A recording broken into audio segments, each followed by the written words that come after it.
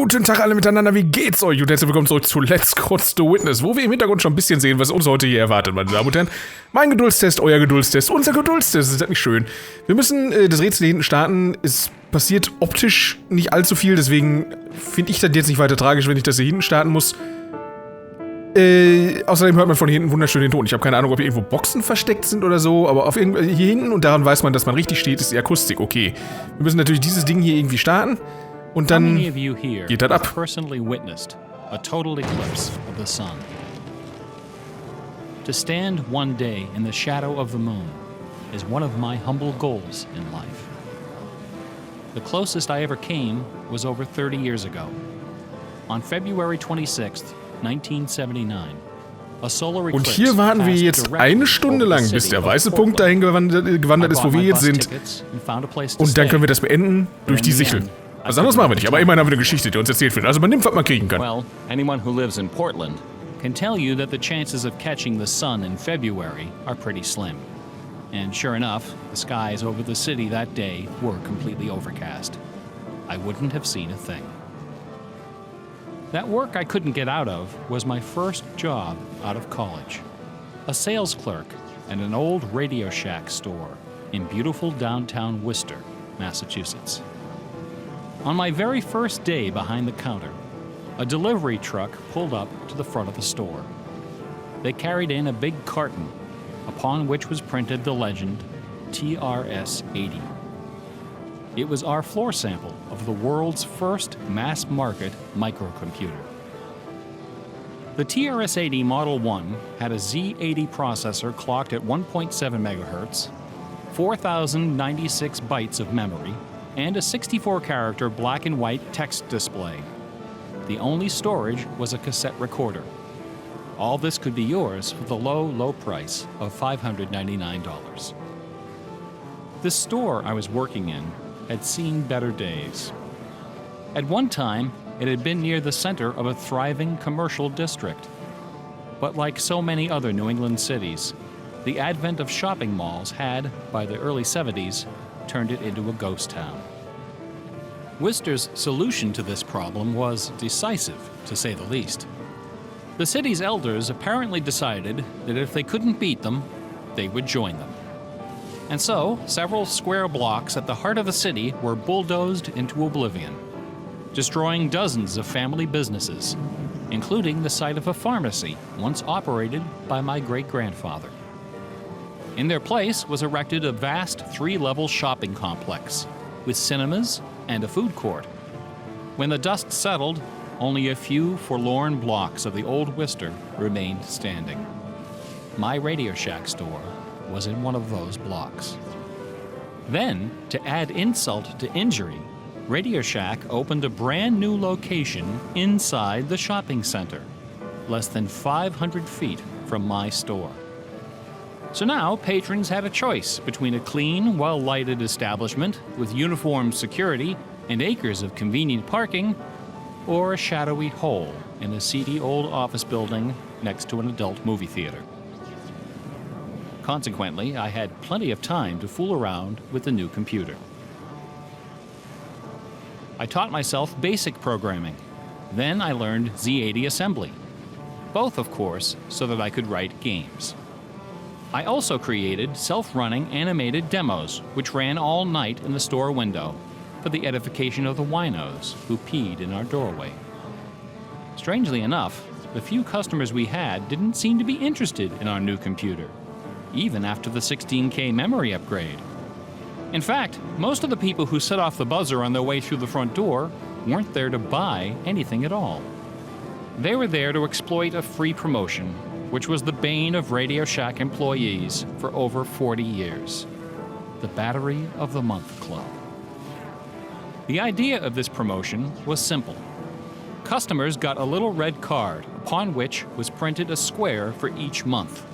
12 times a year, the lucky sales clerk got to punch out a square and give the customer one brand new AAA, AA, C, D, or 9-volt battery. Of course, customers weren't allowed to choose just any grade of battery. At the time of my employment, Radio Shack offered 3 different levels of battery excellence. First were the alkalines, powerful, long-lasting, and expensive, hanging behind the counter like prescription medication in gold-embossed blister packs.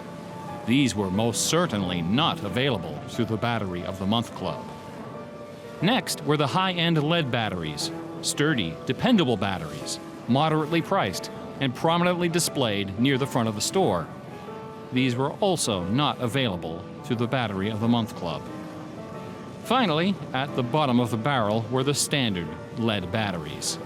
These were literally piled in barrels, cunningly located way at the back of the store, in a dark corner near the TV antennas. Remember TV antennas? Customers who came in looking for their free Battery of the Month had to walk the entire length of the premises, past the CB radios and stereo headphones and remote-controlled racing cars. Nothing would stop them. On the first day of every month, like clockwork, those customers came in waving their little red cards. I would look up from my programming and wave them to the back of the store. It didn't matter that the batteries were only worth 29 cents. It didn't matter that most of them were already half dead. They came, they grabbed. And as far as I can remember, not one of them ever paid for a damn thing. I was such a crappy salesman. I was young and foolish. I thought my education in game design was happening at the keyboard. I almost missed the lesson coming through the front door. Fortunately, I wasn't the only person fooling around with games on micros. All over the country, people like me were experimenting. Scott Adams was coding what would soon become the world's first commercial adventure game. Remember adventure games? My future employer, Infocom, was being founded, along with other legendary companies like Online Systems, Sirius, Personal Software, and SSI. Those were exciting times. Teenagers were making fortunes. Games were cheap and easy to build. The slate was clean. But in 1979, the biggest news in gaming had nothing to do with computers. On the morning of the autumn equinox, September 20th, a new children's picture book appeared in the stores of Great Britain. This picture book was rather peculiar. It consisted of 15 meticulously detailed color paintings, illustrating a slight whimsical tale about a rabbit delivering a jewel to the moon. On the back jacket of the book was a color photograph of a real jewel, shaped like a running rabbit, 5 inches long, fashioned of 18-karat gold, suspended with ornaments and bells, together with a sun and moon of blue quartz. According to the blurb underneath, this very jewel had been buried somewhere in England. Clues pointing to its location were concealed in the text and in the pictures of the book. The treasure would belong to whoever found it first. The book was called Masquerade. It was created by an eccentric little man with divergent eyes and a talent for mischief named Kit Williams. Within days, the first printing was sold out, and the empire that never sleeps found itself in the grip of rabbit fever. Excited readers attacked the paintings with rulers, compasses, and protractors. Magazine articles and TV specials dissected the clues, floated theories, and followed with keen delight the reckless exploits of the fanatics. One obscure park, unfortunately known by the nickname Rabbit Hill, was so riddled with holes excavated by misguided treasure seekers that the authorities had to erect signs assuring the public that no gold rabbits were to be found there. Some hunters ended up seeking psychological counseling for their obsession. The craze leapt over the Atlantic Ocean and invaded America, France, Italy, and Germany.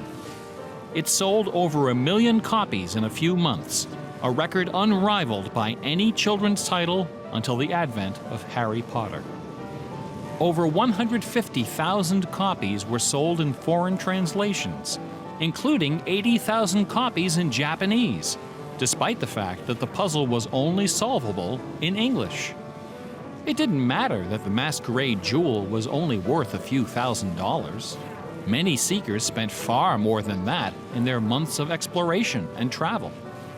It was the thrill of the chase, the possibility of being the one. Treasure hunts, secret messages, and hidden things seem to exert an irresistible appeal.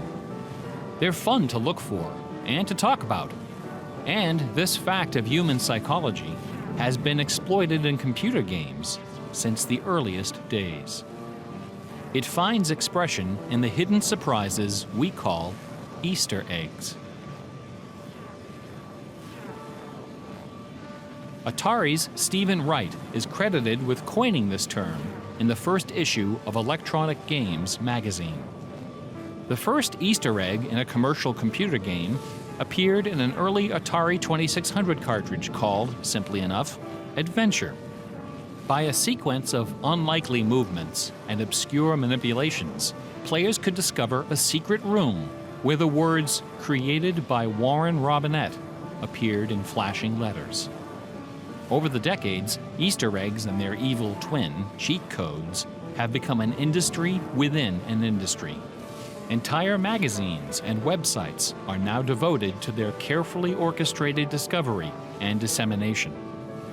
They're part of our toolkit, our basic vocabulary, the language of computer game design.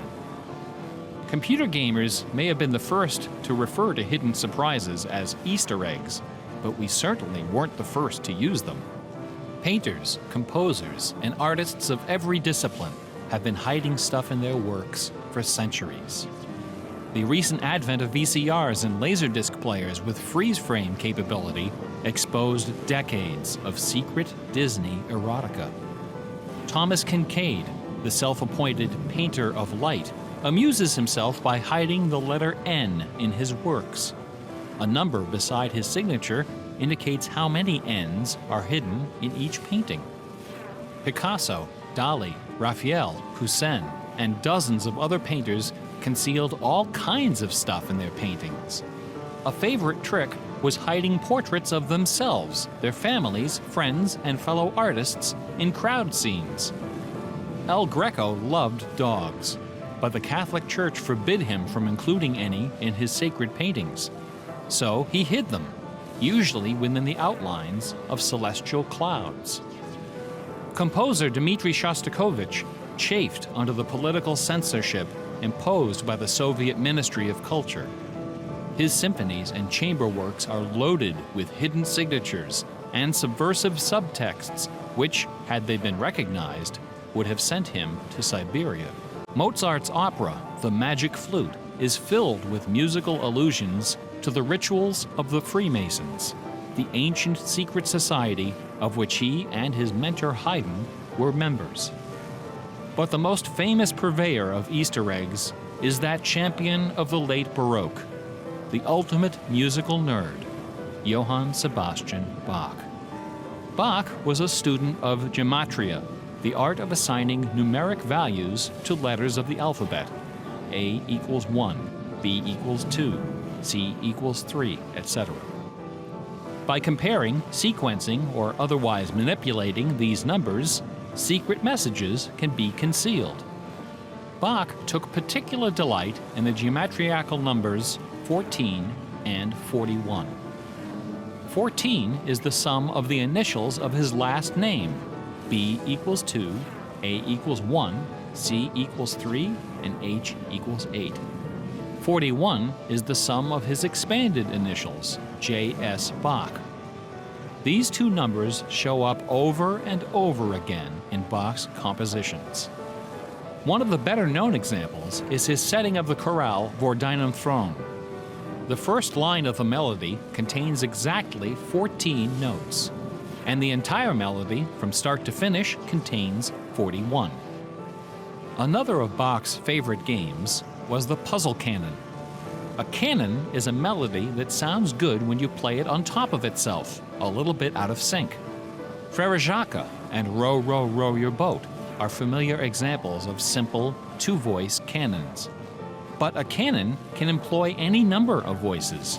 And you don't have to play each voice the same way either. You can change the octave, transpose the key, invert the pitch, play it backwards, or any combination. Finding melodies that make good multi-voice canons is a fussy and difficult art, of which Bach was an undisputed master. Now, in a puzzle canon, the composer specifies the basic melody and the number of voices, but not the relationship of the voices. The student has to figure out the position and key of each voice, and whether to perform them inverted and/or backwards. Bach wrote quite a number of puzzle canons. The most famous, BWV 1076, is part of a fascinating story. One of Bach's students was a fellow by the name of Lorenz Misler, founder of the Society of Musical Science. This elite, invitation-only institution devoted itself to the study of Pythagorean philosophy and the union of music and mathematics. Its distinguished membership reads like a who's who of German composers, including Handel, Telemann, and eventually Mozart. Applicants for membership in the society were required to submit an oil portrait of themselves, along with a specimen of original music. With nerdly efficiency, Society member number 14 decided to combine these admission requirements into a single work. He sat for a portrait with Elias Haussmann, official artist at the court of Dresden. This portrait, which now hangs in the gallery of the town hall in Leipzig, is the only indisputably authentic image of Bach in existence. The Haussmann portrait shows Bach dressed in a formal coat with exactly 14 buttons. In his hand is a sheet of music paper, upon which is written a puzzle canon for 6 simultaneous voices.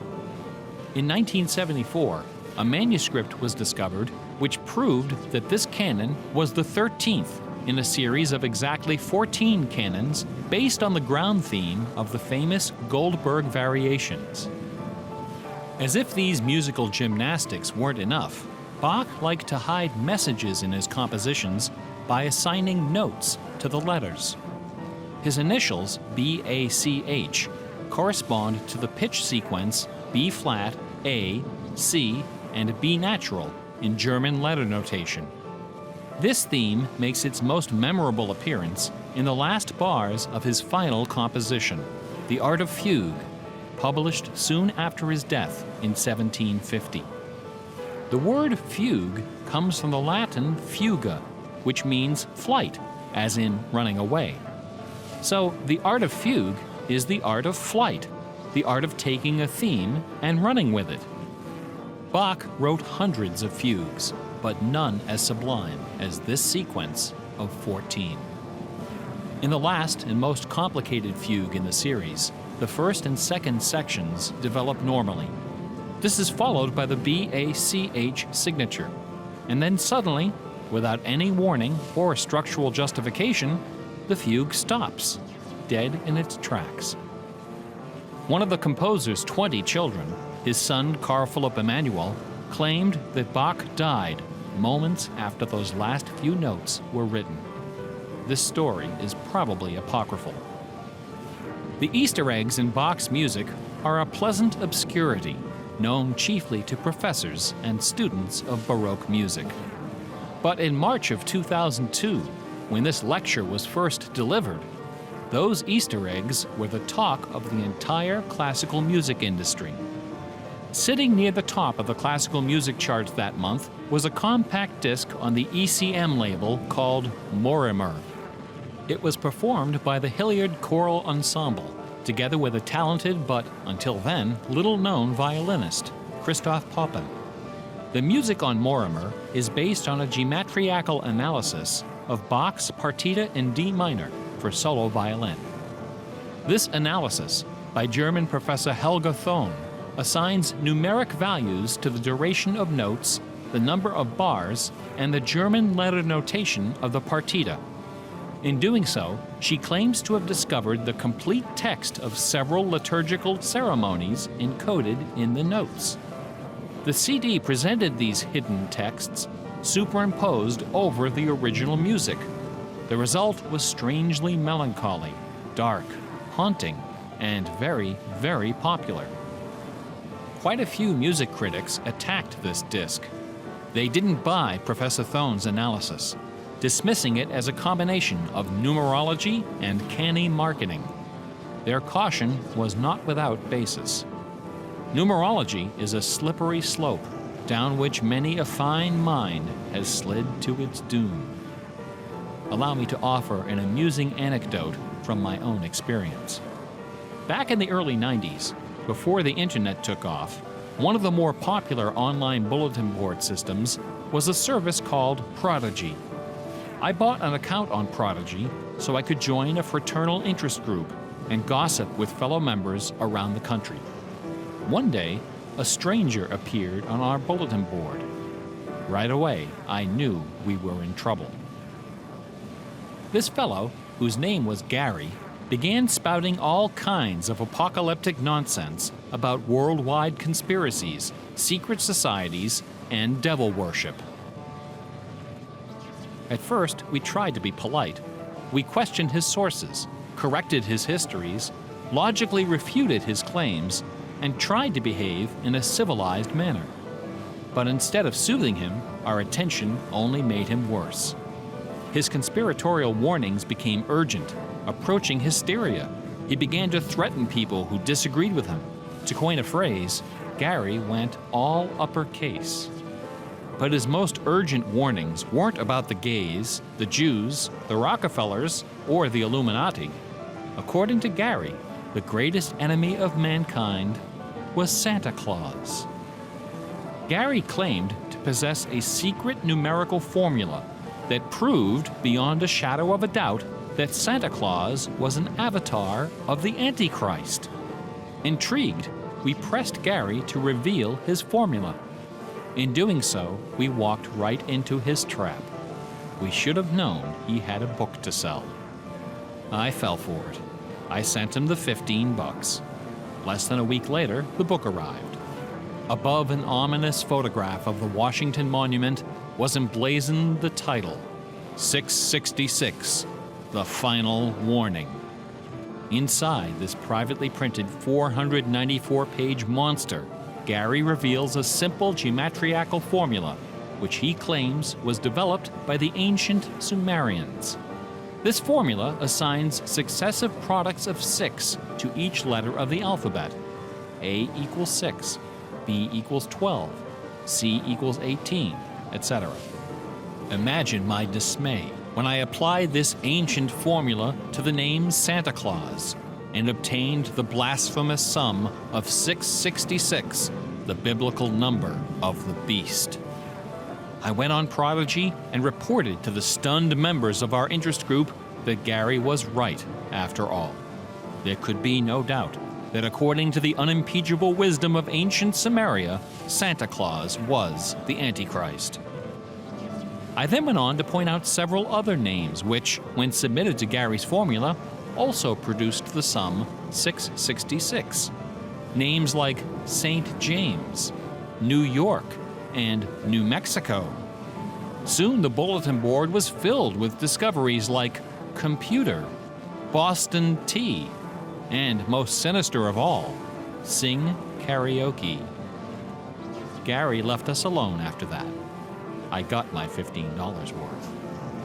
But Gary is hardly the first person to connect secret codes to the Bible. People have been looking for Easter eggs in the Bible for hundreds of years. The Hebrew mystical tradition of Kabbalah can be described as a geometrical meditation on the Pentateuch, the first 5 books of the Old Testament. The advent of computers has made the application of numerology to the Bible fast and efficient. The latest spate of Bible searching was instigated by a book published in 1998 by Michael Drosnin, a former Wall Street Journal reporter. His book, The Bible Code, applied a skip cipher, in which every nth character in a text is combined to form a message. By applying his skip cipher to the Hebrew text of the Old Testament, Drosnin claimed to have discovered predictions of World War II, the Holocaust, Hiroshima, the assassination of Yitzhak Rabin and both Kennedys, the moon landing, Watergate, the Oklahoma City bombing, the election of Bill Clinton, the death of Princess Di, and the comet that collided with Jupiter. He also found predictions of a giant earthquake in LA, a meteor hitting the Earth, and nuclear Armageddon, all scheduled to occur before the end of the last decade. The Bible Code spent many weeks on the bestseller lists, spawning several sequels and dozens of imitators. The Bible has certainly attracted its share of crackpots. But for the real hardcore egg hunters, nothing can rival the ingenuity, the tenacious scholarship, the stubborn zeal of those who seek the answer to the ultimate literary puzzle. A poisonous conundrum that has squandered fortunes, destroyed careers, and driven healthy, intelligent scholars to the brink of madness and beyond. Who wrote Shakespeare? The essays and books devoted to the Shakespeare authorship problem are sufficient to fill a large library. Several such libraries actually exist. Not even a day-long tutorial, much less an hour lecture, can begin to do justice to this complex, bizarre, and dangerously tantalizing story. Nevertheless, for the unacquainted, I will attempt to summarize the issue in a few paragraphs. The undisputed facts of Shakespeare's life and career could be scribbled on the back of a cocktail napkin. We know for a fact that a man named William Shakespeare was born in 1564 in or around the village of Stratford-upon-Avon. We know that he had a wife and at least 3 children. We know he bought property in Stratford, was involved in several lawsuits with his neighbors, and died there in 1616, aged 52. We also know that during those same years, a man with a last name similar to Shakespeare worked as an actor on the London stage, eventually becoming co-owner of some of the theaters there. We also know that about the same time, a number of most excellent poems and plays were published in London under the name Shakespeare. We do not know for a fact that the landowner in Stratford and the actor in London with a similar last name were one and the same man. We do not know for a fact that either man had anything to do with the poems and the plays. All we know is that those poems and plays have, in the 400 years since their composition, come to be regarded as a pinnacle of Western culture. The works attributed to Shakespeare appear to have been written by a man or woman who knew something about just about everything.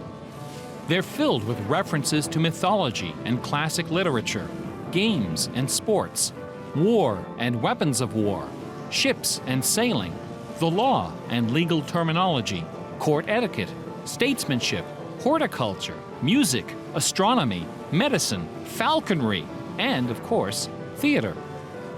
Therein lies the problem. How could a farmer's son of uncertain schooling, from a mostly illiterate country village, a man of practically no account at all, wield such encyclopedic learning, with so much eloquence and wit, so much wisdom and human understanding? For the first 150 years, nobody questioned the traditional history of the bard.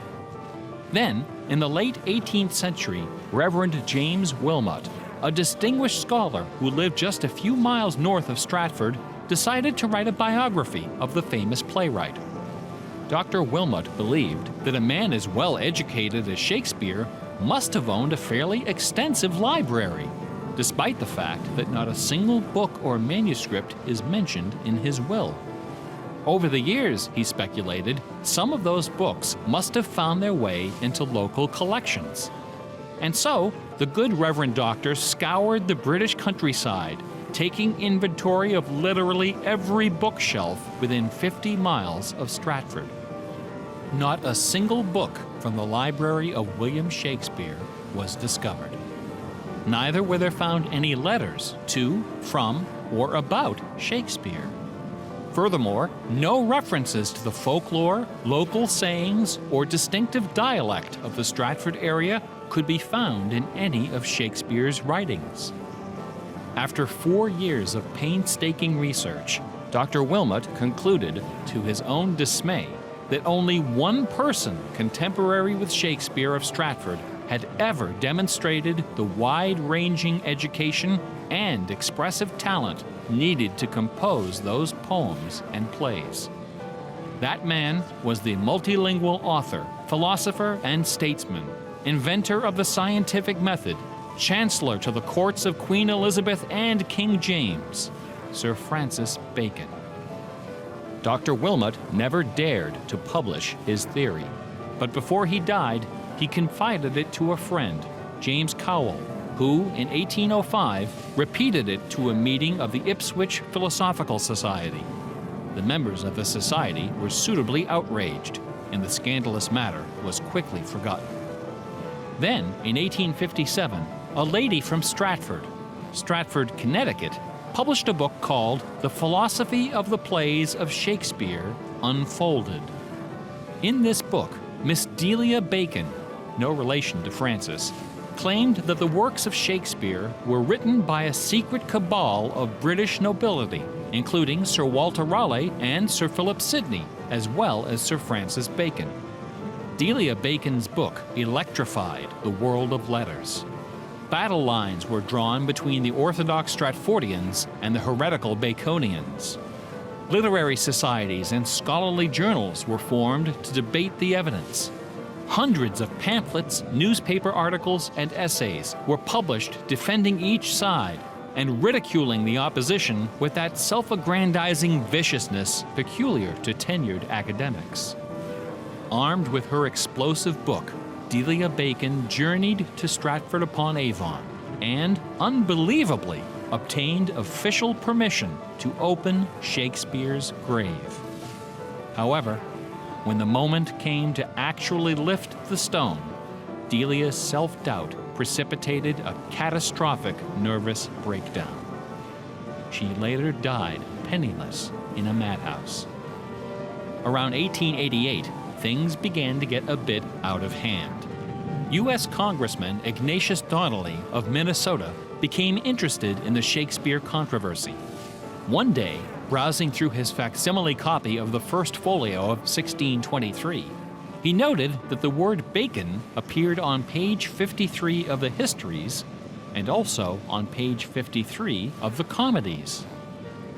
He also noted that Sir Francis Bacon had written extensively on the subject of cryptography. Donnelly began counting line and page numbers, adding and subtracting letters, drawing lines over sentences, circling words, and crossing them out. The result was a complex and virtually incomprehensible algorithm, which he claimed was invented by Bacon to hide secret messages inside the First Folio. The greatest Easter egg hunt in the history of Western civilization had begun. Here are just a couple of the sillier highlights. A doctor named Orville Owen of Detroit constructed a bizarre research tool he called the Wheel of Fortune. This wheel consisted of 2 giant wooden spools wrapped with a strip of canvas 2 feet wide and 1,000 feet long. Onto this canvas, he glued the separate pages of the complete works of Bacon, Shakespeare, Marlowe, Greene, Peele, and Spenser, together with Burton's Anatomy of Melancholy. By cranking the spools back and forth, Dr. Owen could quickly zip across the pages in search of clues and cross-references. Employing a large team of secretaries and stenographers, Owen claimed to have uncovered a complete alternative history of Elizabethan England, as well as several entirely new Shakespeare plays and sonnets. Listen to this hidden verse, supposedly penned by the mighty bard himself, which inspired Dr. Owen to build his Wheel of Fortune. Take your knife and cut all our books asunder, and set the leaves on a great firm wheel, which rolls and rolls, and turning the fickle rolling wheel, throw your eyes upon Fortune, that goddess blind, that stands upon a spherical stone, that turning and inconstant rolls in restless variation. After publishing 5 thick volumes of this rubbish, Owen announced the discovery of an anagram, indicating that Bacon's original manuscripts were buried near Chepstow Castle on the River Wye. Owen spent the next 15 years and thousands of dollars excavating the bed of the river with boat crews and high explosives. He died before anything was found. A fellow named Arnsberg wrote an entire book based on the analysis of the significance of a suspicious crack in the tomb of Bacon's mother. A Ray of Sanity finally appeared in 1957.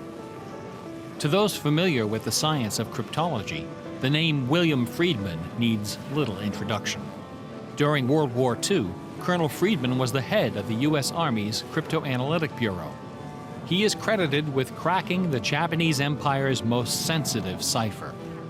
After the war, the colonel decided to apply his expertise to the study of the Shakespeare ciphers. He interviewed several of the experts in the field and prepared a detailed scientific analysis, which he published under the title The Shakespeare Ciphers Examined. His conclusion? In a word, bunk.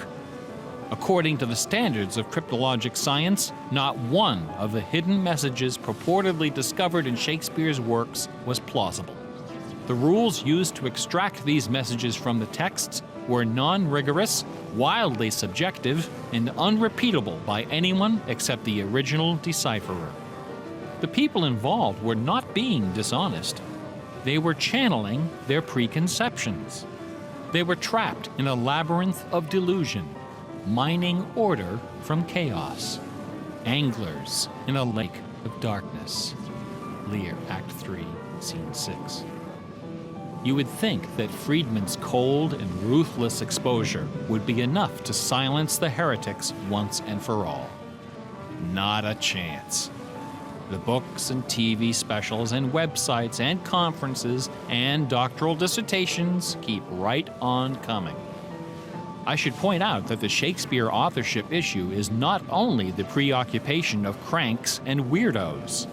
A substantial number of respected authors and Shakespeareans have expressed serious doubts about the traditional origin of the plays. The list includes Nathaniel Hawthorne, Ralph Waldo Emerson, Walt Whitman, Henry James, Sam Clemens, Sigmund Freud, Orson Welles, and Sir John Gielgud. Living skeptics include the artistic director of the New Globe Theatre, Mark Rylance, Michael York, Derek Jacobi, Kenneth Branagh, and even that most revered and scholarly of contemporary Shakespearean actors, Keanu Reeves. The current leading candidate for the authorship is Edward de Vere, the 17th Earl of Oxford, a theory first proposed in 1920 by an English schoolmaster with the unfortunate name J. Thomas Looney. What is it about Bach, the Bible, and the works of Shakespeare that inspires this intense scrutiny? Nobody's looking for acrostics in Chaucer or Keats. There are no hit CDs of the secret chorales of Wagner or Beethoven.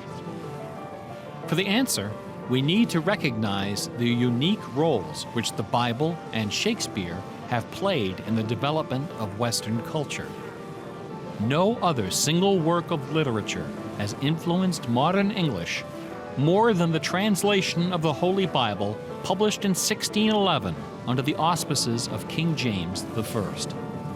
The King James Bible exemplifies the meaning of the word classic. It has been called the noblest monument of English prose, the very greatest achievement of the English language. It has served as an inspiration for generations of poets, dramatists, musicians, politicians, and orators. Countless people have learned to read by repeating the phrases in this, the only book their family possessed. Our constitutions and our laws have been profoundly shaped by its cadences and imagery. But even the glory of the King James Bible, compiled by a committee of 46 editors over the course of a decade, pales before the dazzling legacy of the Swan of Avon. The lowest estimate of Shakespeare's working vocabulary is 15,000 words, more than 3 times that of the King James Bible, and twice the size of his nearest competitor, John Milton. His poems and plays were written without the aid of a dictionary or a thesaurus. They didn't exist yet. It was all in his head. When Shakespeare had a thought for which Elizabethan English had no word, he invented one. The Oxford English Dictionary lists hundreds of everyday words and phrases which made their first appearance in the pages of the Bard.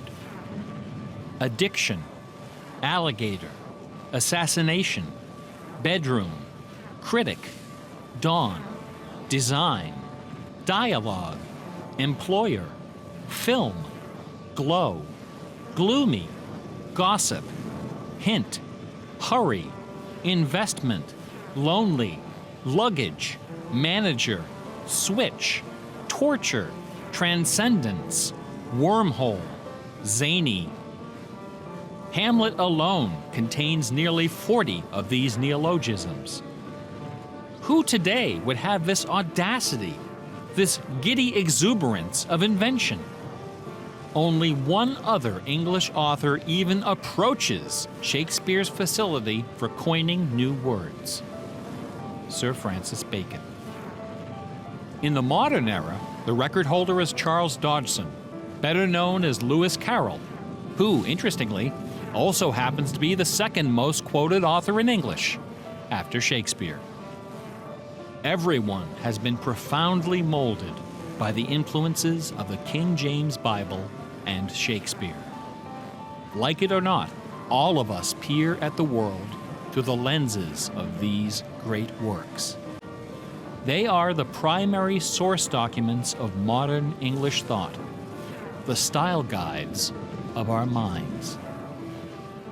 Contemplating these dazzling jewels of wisdom and eloquence gives rise to an extraordinary feeling, a potent, rare, and precious emotion with the potential to completely upset your life. An emotion powerful enough to make a man abandon his wife and children, forfeit career and reputation, lay down his possessions, and follow his heart without questioning. That sweet, sweet fusion of wonder and fear, irresistible attraction, and soul-numbing dread known as awe. Awe is the grail of artistic achievement.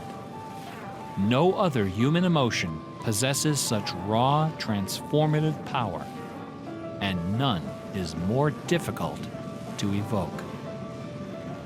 Few and far between are the works of man that qualify as truly awesome. It is awe that convinces a rabbi to spend a lifetime decoding Yahweh from the Pentateuch. Awe that sends millions of visitors each year to the pyramids of Giza, Guadalupe, and Mecca. It was awe that drove poor Delia Bacon to her doom. Now, please don't come away from this lecture thinking that the key to awesome game design is the installation of Easter eggs. Ordinary games with their contrived Easter eggs and cheat codes are like the Battery of the Month Club. You have to trudge down to the back of the store to get what you really came for. If superpower is what people really want, why not just give it to them? Is our imagination so impoverished that we have to resort to marketing gimmicks to keep players interested in our games? Awesome things don't hold anything back. Awesome things are rich and generous. The treasure is right there. One afternoon, I was sitting alone behind the counter at that old Radio Shack store. My boss had stepped out for some reason. An elderly woman walked through the front door. Like most of our customers, she was shabbily dressed, probably on a fixed income. I assumed she was there for her free battery, but instead, she placed a portable radio on the counter. This little radio came from the days when they boasted about the number of transistors inside on the case. It was completely wrapped in dirty white medical tape. The woman looked at me and asked, "Can you fix this?" Slowly, I unwrapped the medical tape, peeling away the layers until the back cover of the radio fell off, accompanied by a cloud of red dust. The interior of the radio was half eaten away by battery leakage and corrosion. I looked at the radio. I looked at the old woman. I looked back at the radio. I reached behind me, where the expensive alkaline batteries were hanging like prescription medication, and removed a gleaming 9-volt cell from its gold blister pack. Then I pulled a brand new transistor radio from a box, installed the alkaline, and helped the lady find her favorite station. No money changed hands. She left the store without saying a word. Awesome things are kind of like that.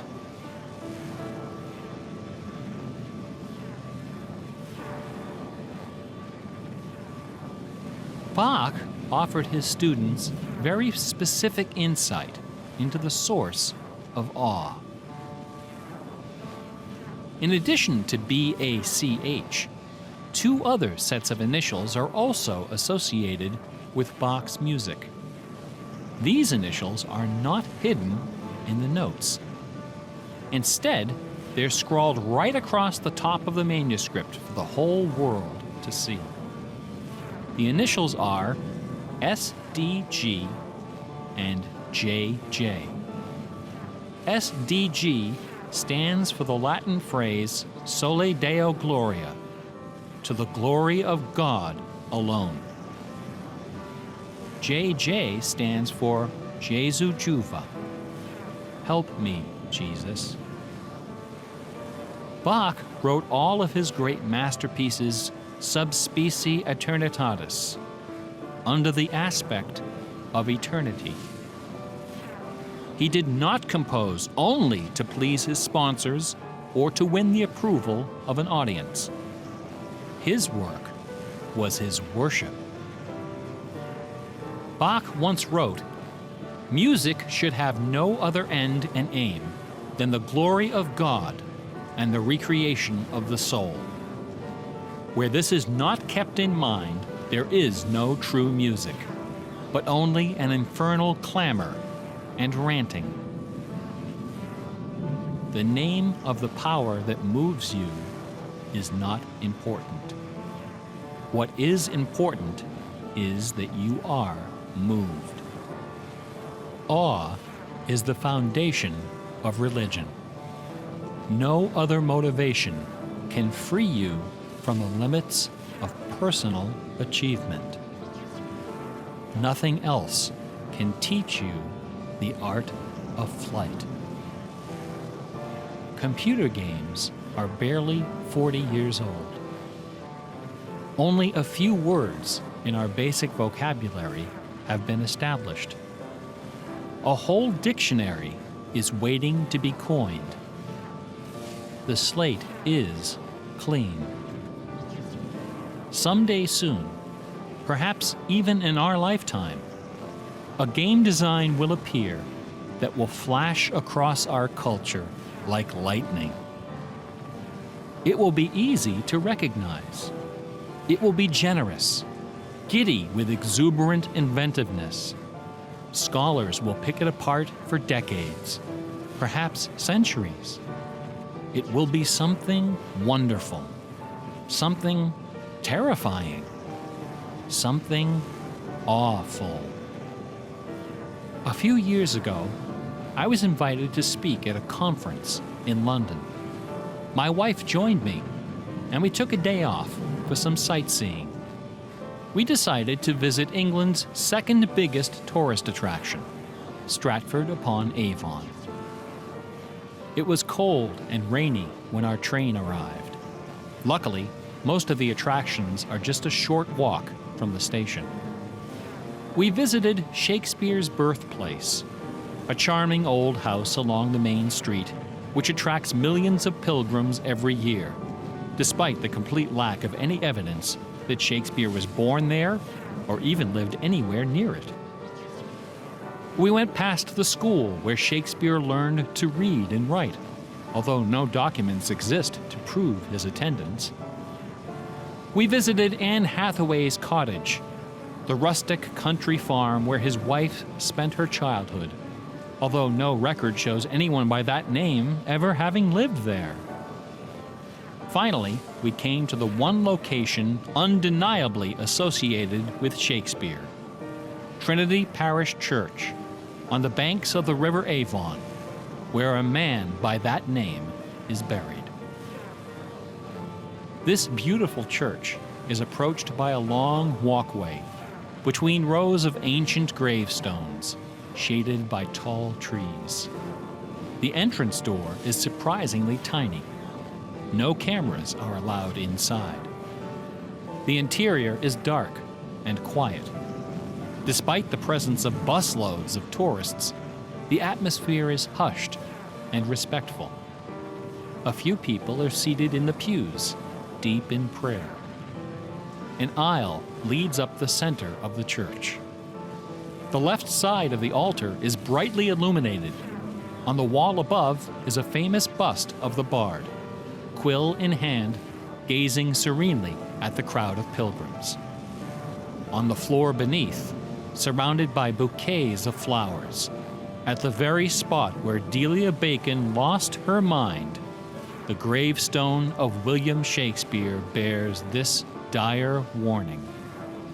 Good friend, for Jesus' sake, forbear to dig the dust enclosed here.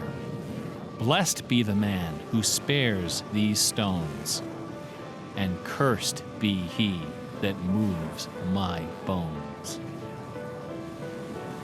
Every year, 3 million pilgrims arrive from every nation on earth to approach this stone and consider the likeness of a man whose body of work can only be described as awesome. By contrast, the right side of the altar is dark and featureless. Nobody of any consequence is buried there. The only point of interest is a wooden case of simple design, carved of dark oak. Inside the case, sealed beneath a thick sheet of glass, lies a large, open book. A plaque on the case identifies this book as a first edition of the King James Bible, published in 1611, when Shakespeare was 46. Not many pilgrims visit this side of the altar. Most of those that do simply glance at the book, read the plaque, and move along. A few, more observant, note that the Bible happens to be opened to a page in the Old Testament, the book of Psalms, chapter 46. No explanation is given for this particular choice of pages. For the initiated, none is necessary. If you are of inquisitive bent, if you are intrigued by English history and literature, if you value your peace of mind, cover your ears now. In the year 1900, a scholar noticed something about the King James translation of Psalm 46. Something terrifying, something wonderful. The 46th word from the beginning of Psalm 46 is shake. The 46th word from the end is spear. There are only two possibilities here. Either this is the finest coincidence ever recorded in the history of world literature, or it is not. The Earth revolves around only one sun and has only one moon. The moon happens to be 400 times smaller than the sun. The sun happens to be 400 times farther away. And the apparent paths of the moon and sun in our sky happen to intersect exactly twice every month. Which means that every now and then, at long yet precisely predictable intervals, the lunar disk slips across the face of the sun and just barely conceals it for a few wonderful, terrible minutes. A fine coincidence, no? In June of 1977, a little man with divergent eyes and a talent for mischief ascended a hilltop in the British village of Ampthill. At the summit of this hill is a tall, slender cross, a memorial to Catherine of Aragon, the first wife of Henry VIII. The sun, high in the south, cast the shadow of the cross upon the grassy hillside. At exactly 12 noon, the man removed from his pocket a bar magnet. He turned the magnet so its north pole was facing south and buried it under the shadow of the cross. 2 years later, a few hours before the publication of his first book, the man returned to that hillside, this time in the dead of night. He used a compass to locate the magnet he had buried. In that same place, he dug a hole in the ground and placed inside a ceramic container inscribed with the following words: "I am the keeper of the jewel of masquerade, which lies waiting safe inside me for you."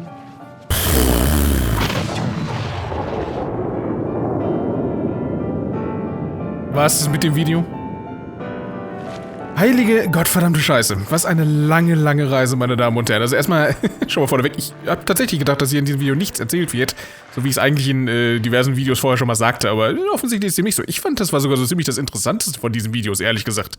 Deswegen bin ich eigentlich ganz froh, dass ich das jetzt einfach mal so aufgenommen habe. Weil, also ich finde, das wäre ja schon schade gewesen, wenn wir das jetzt nicht gemacht hätten, oder? Also, passiert hier noch was? Wir warten mal besser, ne? Er erzählt so viel von Easter Eggs.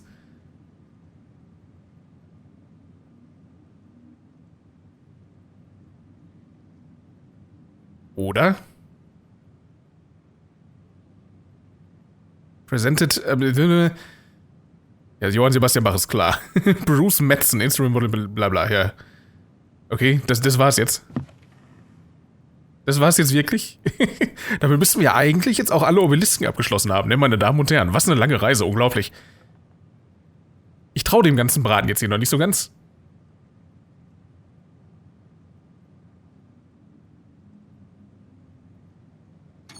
Doch, ich glaube, das war's. Alter Verwalter, ich hätte nicht gedacht, dass wir dieses Spiel jemals so lange spielen und so weiter, aber das wissen wir ja mittlerweile auch. Ich bin jetzt gespannt. Bitte, bitte, bitte lass diesen Obelisken da fertig sein, weil sonst habe ich irgendwas übersehen und das wäre sehr traurig. Dann würde mir jetzt das Herz rausreißen. Bitte sei weiß.